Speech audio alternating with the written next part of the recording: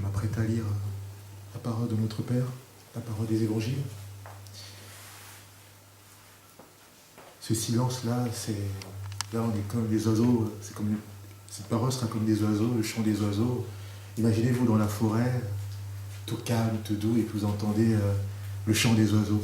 Et dites-vous que le chant des oiseaux, c'est la parole de Dieu que je vais vous lire.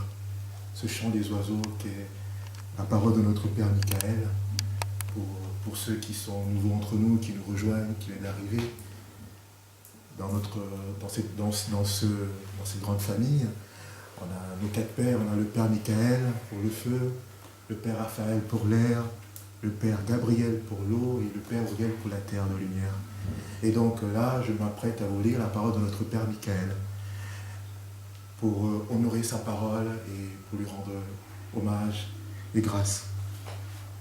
Je vais lire vraiment très court et en même temps, si vous me permettez, je pourrais un peu, on va dire, aller un peu plus dans la parole sans pour autant aller plus loin non plus. Hein. Trouver l'équilibre, c'est le fondamental.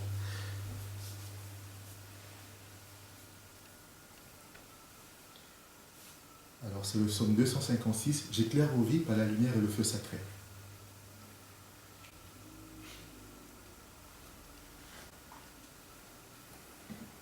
Renforcez-vous dans ce qui a de la valeur, afin que vos œuvres soient pour honorer Dieu et la lumière, et non pas pour être asservis à la volonté de ce serpent.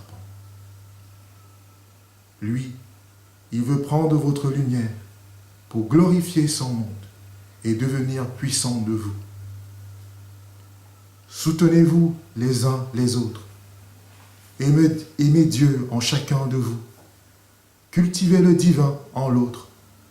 Et ne regardez pas les petits détails négatifs, mais regardez-vous comme des lumières ancestrales qui viennent s'incarner sur la terre.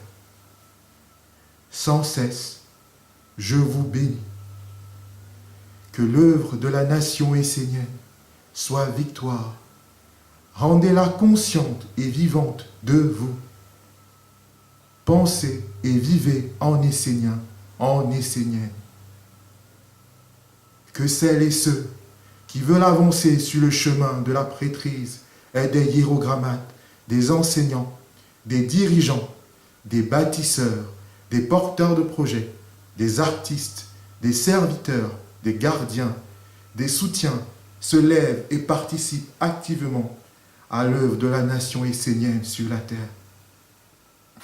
Levez-vous, unissez-vous et agissez ensemble.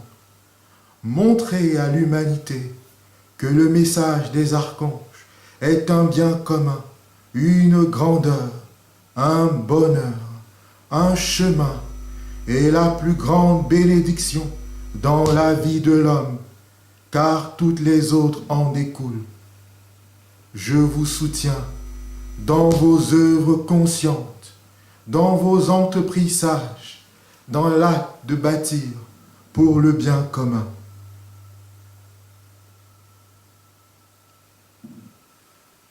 Amen. Amen.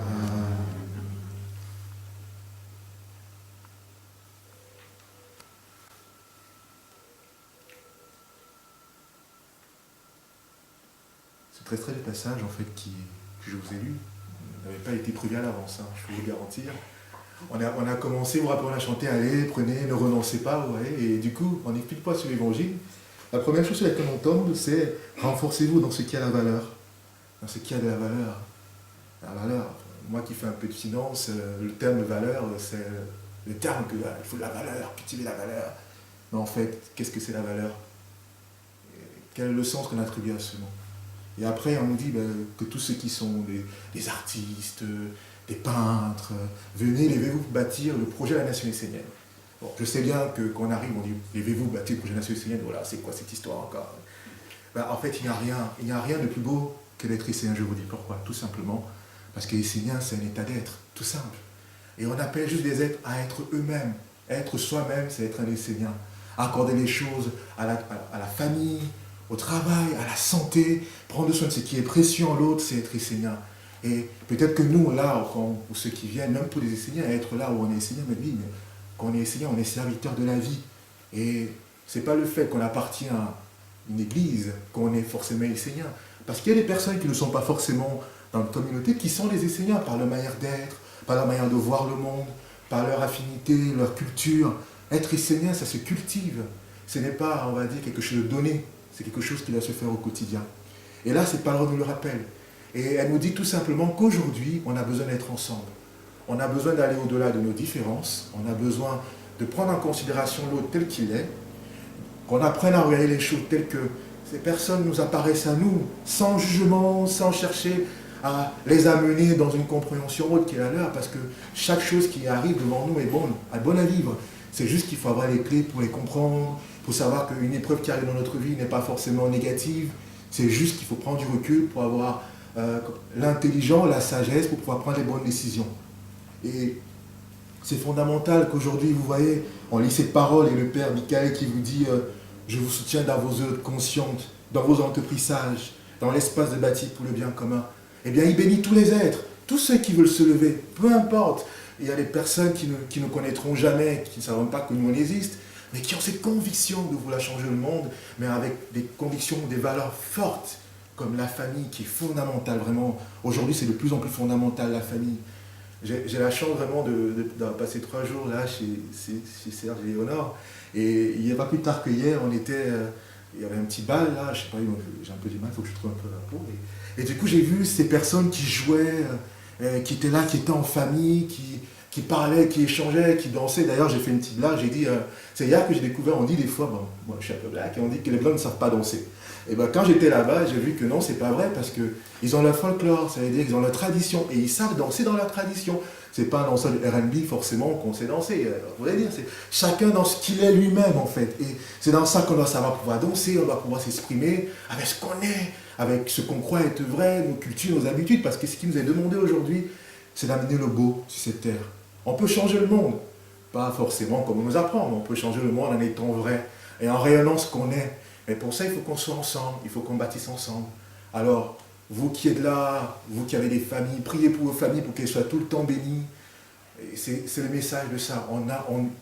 On n'est pas né pour souffrir, on est né pour vivre heureux. Mais il faut nous donner les moyens d'être heureux. Et c'est ce que cette parole, pour moi, bien entendu. Après, libre à vous maintenant de pouvoir le lire, de le méditer. Il est accessible, c'est un livre de sagesse et je vous recommande vraiment cet évangile pour le lire chez vous. C'est une bénédiction d'avoir chez soi, posé là, même pas le lire, sans le lire déjà, quelque part, on est béni.